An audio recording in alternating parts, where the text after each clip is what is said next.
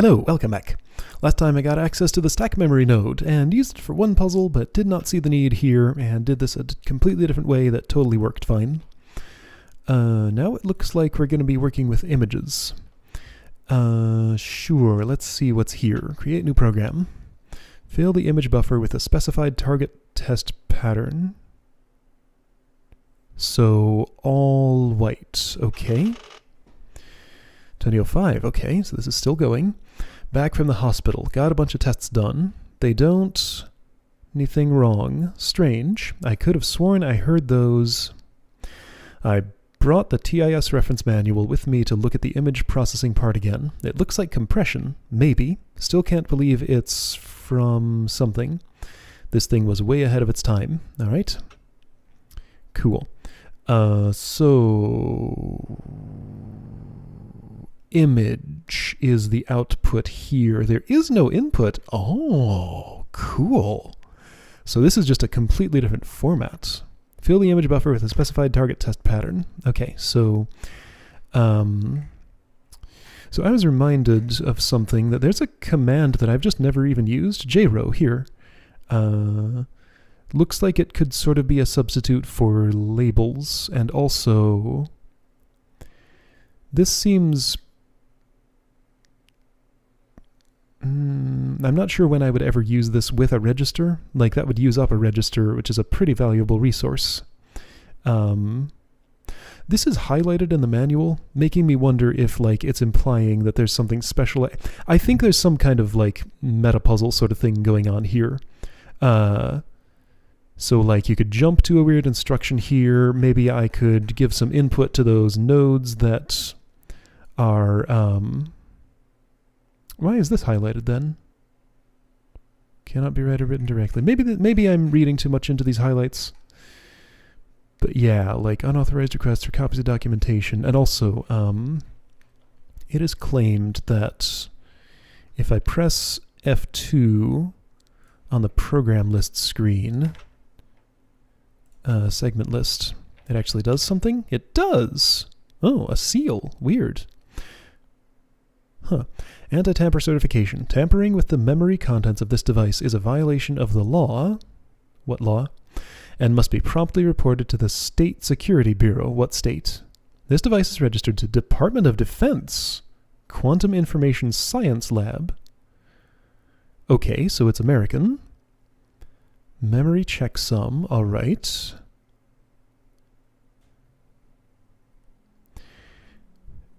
Okay, so Uncle Randy, in storing his thoughts in these, I can't find a pen right now, so I'm just going to take notes here. Looks like short-term storage. This is tampering with the memory contents of this device, I guess. I wonder if... hang on, these all have input ports. I assume these are just here to act as barriers so that you don't, like, mix up your inputs here and, you know, you have to learn to work around them. There may be more meaning to them at some point, somehow. Anyway, okay, image test pattern. I need to read about this. Whoa. Visualization module. The documentation here is short, and that's where it ends. Contains a visualization module that allows programs to programmatically create and display images, modify digital content, sending command sequences. Just consists starting x coordinate, starting y coordinate, one or more color values, terminating negative value. Oh man. Oh boy. All right, that's cool. And also there's no input, so I just have to generate my own whatevers. Yeah, so this is where this turns into real programming, not just sequence processing. You just write whatever program you want, and here's your output. Neat. 0, 1, 2, 3, 4. Okay, so you get... boy, wow. Counting is so hard. I can count to 4. You get 4 shades of gray, counting black and white, and 1 red. Okay. 30 characters wide, 18 characters tall. Image console sandbox contains a larger one. 003 -1. Okay, right. Starting x coordinate, starting y coordinate, one or more color values. Starts at 0, 0, which is top left, but how does it proceed? Horizontal red line in the top left corner. So if I just send it 0 forever, what does it do? Nothing. So it does need a terminator, huh?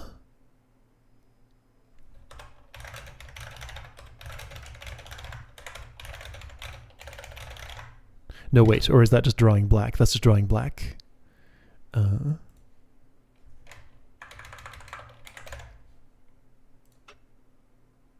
Okay.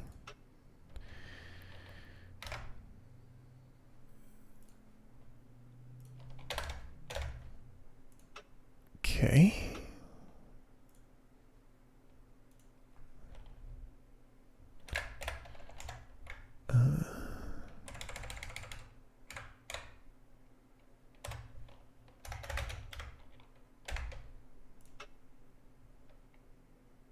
All right, so that does not advance the y coordinate. Got it. All right. So I'm not going to be able to make this faster by involving these cores unless this needs to compute something.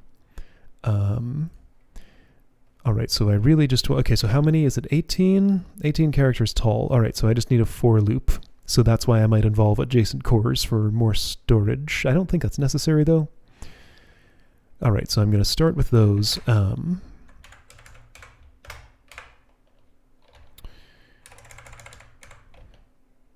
So it's x coordinate, y coordinates. So right, the obvious thing to do here is going to be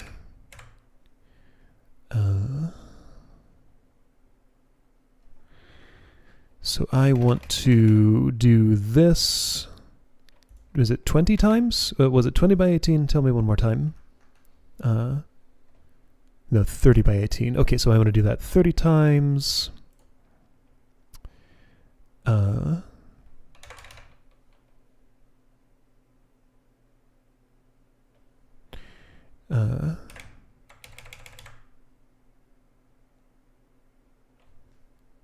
on, why am I doing this?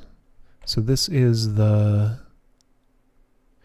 So I have a row index and a... Yeah, I just have a row index. All right, so ACK starts at 0. But no, I do need a column index too for the number of these to write.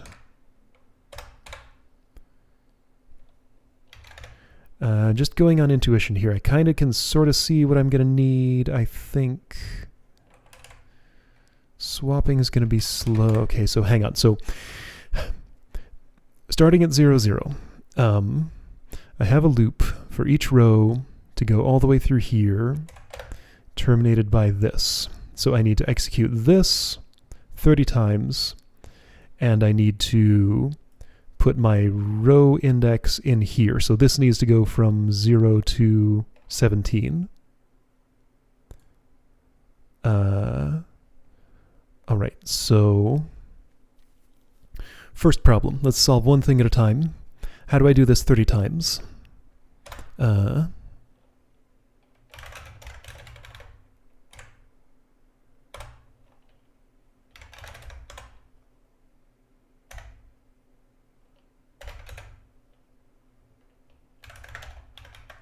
Something like this.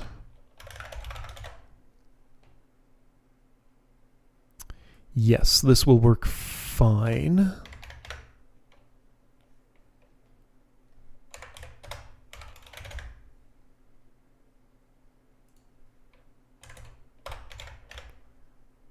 Okay, is that it? Seems like it. All right, so what have I done exactly? This will continue forever. Will it be happy when it reaches the end, I wonder? Right, so what I've done is ACK starts at 0.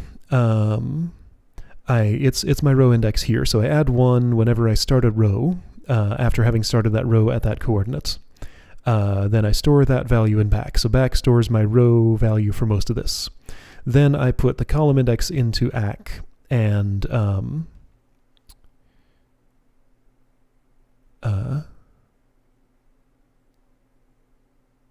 mean, this is simple enough. You can see how this works, right?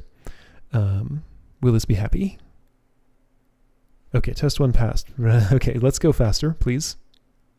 Okay, there we go. Hey, my node count is below average. That's surprising. Somebody involved another node somehow? Okay, I did pretty well at that. Average cycle count, better than average node count. Good average instruction counts. Okay, great. 1, 2, 3, 4, 5, 6, 7, 8, 9, 10. Yeah, okay, so labels. Somebody was asking if labels count as instructions.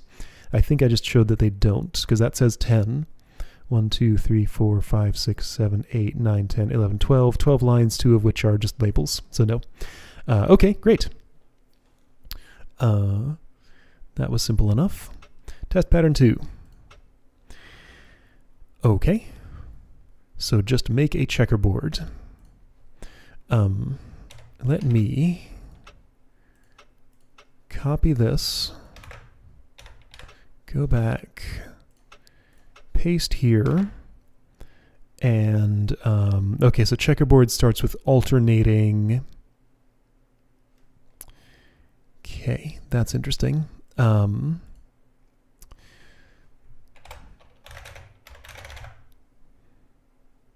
So this will be correct for the first row, but incorrect for the second one. This is going to draw stripes. Whoa, why did that go so... Wait, what? Hold on. Oh, this is 30 instead of 18? No. 15 because I'm doing 2. Right, of course. All right. Yeah, so I'm drawing stripes. I need to draw checkers instead, so I just need every other one of these to reverse. Okay, what's an easy way to do that?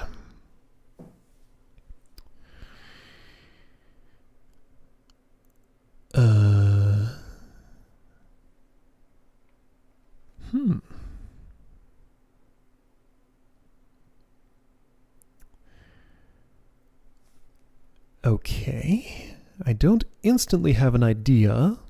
Oh, hang on, I haven't read this. Some date. A dream about a tremendous circle of eyes pointed inward at the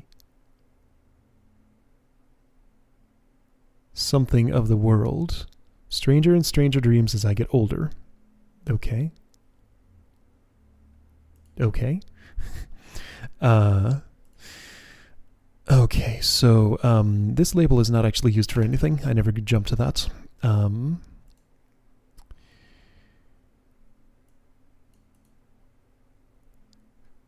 So I could do like, well, there isn't really modulo here. That's normally how you detect even odd. Okay, so without that, and without like really having an if statement here, how do I turn stripes into checkers?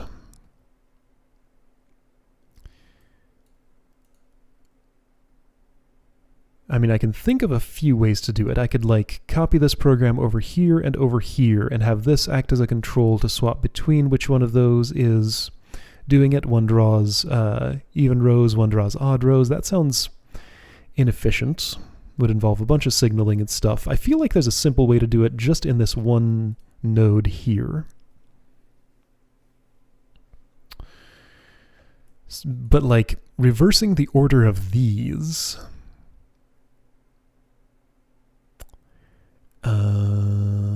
all right, let me just have a think about this because I feel like there's a real simple way I can do this. I'm just not seeing it yet. Okay, so an idea has come to me finally.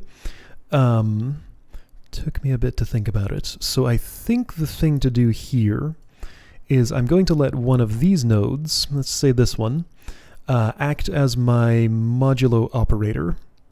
So I'm going to move ACK right, and then add one, save, Move left ACK.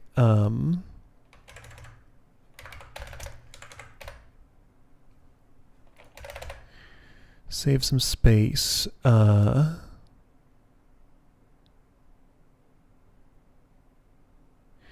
boy. So what I want to do is send my row number over here, let this do some calculations to figure out whether it's even or odd, and then this will send back a value.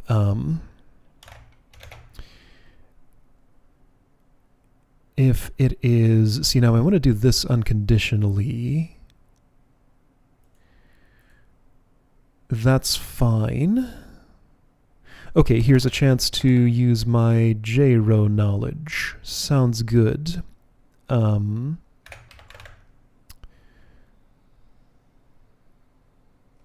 So J-row ACK, move 0 down.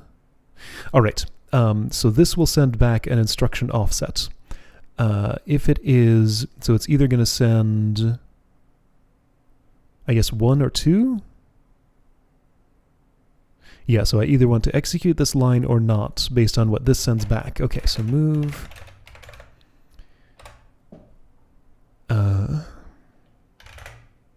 Yeah, okay, I see how I can do this. So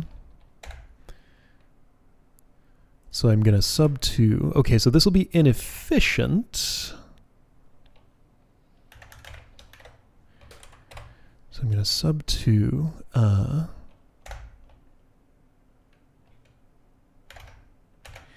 If it's greater than 0, I keep on subtracting 2. If it's exactly 0, then it's even. Otherwise, it's odd. So for even numbers, right, so I send this, actually, yeah, let's send this as early as possible. Whoa. Okay. Yeah, okay, so this is as early as possible. I'll send this as early as possible to give this as many cycles to get its job done before I need to, hold on, left. Before I need to read it back. So you get 4 cycles. That's not going to usually be enough. For the first few, it will. So I don't actually want to sub 2 yet.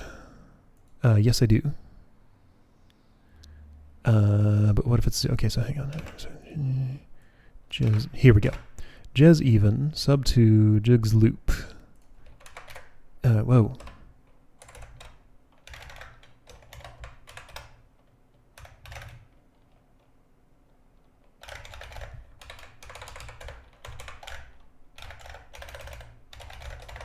Okay, so restart. What are the numbers though? Okay, so for odd numbered values,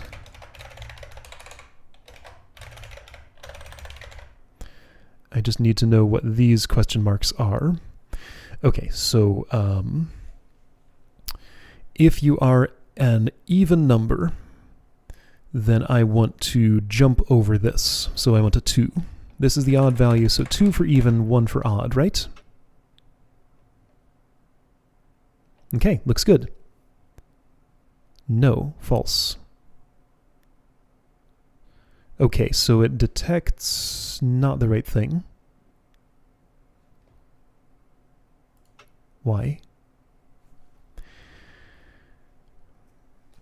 So my modulo didn't work. Or my even odd detection, rather. Okay, so I'm subtracting 2 up until... Alright, so hang on.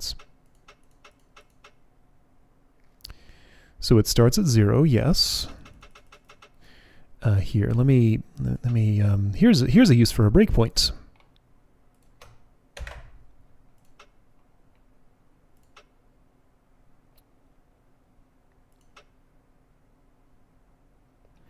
So you're reading, so you're at -1.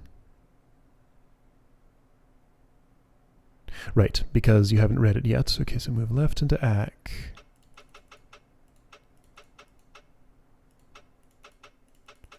So you're just waiting until you actually move it. So I have my breakpoint in the wrong place, basically. All right, so I want to break here.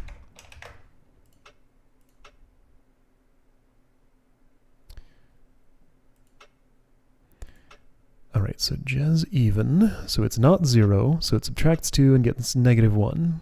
It's not greater than 0, so it moves a 1, which ac is 1, and it goes there, thereby doing this. Yes, okay, that makes sense. Sure. So now when it's 2, something goes wrong. Why? You are 2, you're not 0. You subtract 2. Oh.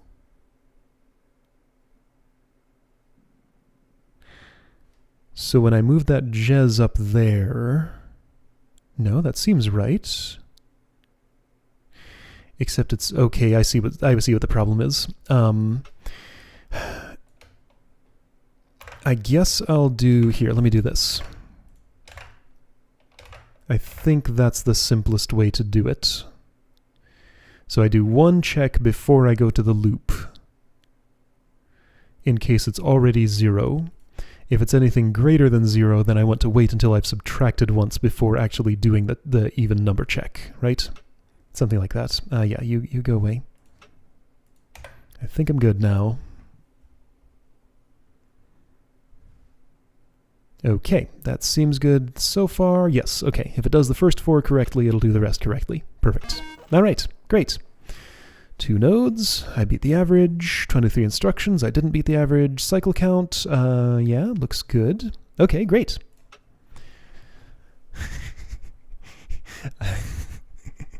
I don't know how well I'm explaining what I'm doing here. Hopefully you can follow it. I feel like I'm spending less time explaining every single instruction there. I mean, you've seen all of these. You should have an idea of how this works by now. Exposure mask viewer.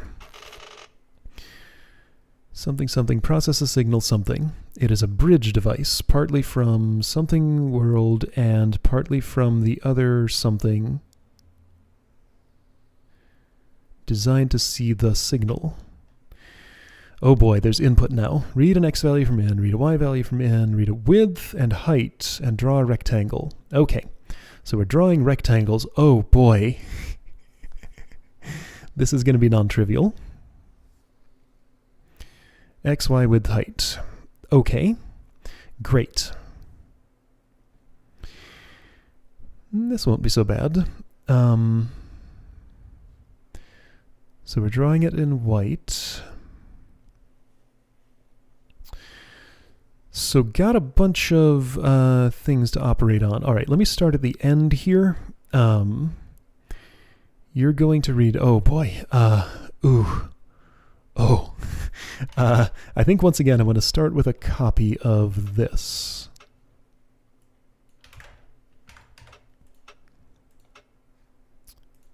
So start with a copy of this. I'll modify it as necessary. Yeah, okay, so this is essentially the same thing. I just need to get a y coordinate. Let's say from the left, I will get my, let's see, yeah, sure, I can add to the row. Now I can't just do this forever. Yeah, the other one just proceeds forever. I need this to terminate at some point. Okay, so move left down. What? No. Move ac down. What? So hang on, that's... Okay, so this is column index. Oh boy, this is something. No, I don't think I want to base this program on the previous ones. I'm just going to start all over with this. So fresh start, let's think about this.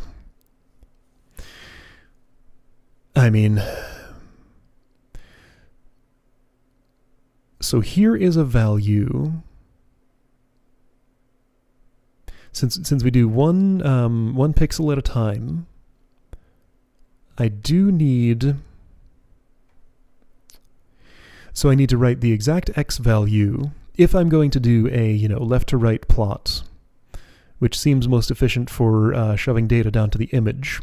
So, I want to start here, draw those, draw those, draw those, draw those. That's 3 rows. Okay, so 1, 2, 3, 4, 1, 2, 3, 4, 1, 2, 3, 4. Well, I mean, 23, 10, I can't tell which coordinate is which easily. I feel like 23, 10 is probably this one. 4, 5, 1, 2, 3, 4, 1, 2, 3, 4, 5. Yeah, okay, so the first 4 numbers describe this rectangle all the way down here. So